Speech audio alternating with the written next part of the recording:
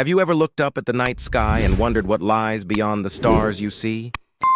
Those tiny lights are just the beginning.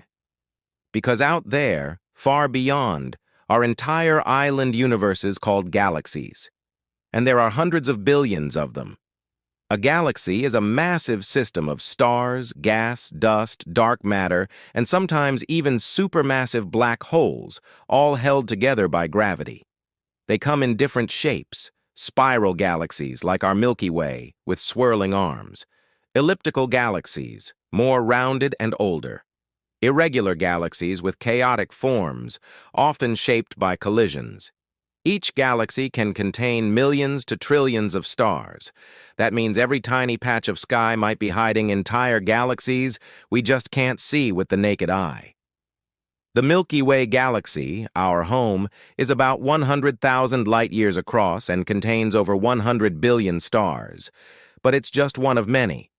Thanks to the James Webb and Hubble Space Telescopes, we now estimate the observable universe holds over 2 trillion galaxies. And get this, many of the tiny dots in deep space images aren't stars. They're entire galaxies, each with its own suns, planets, maybe even life.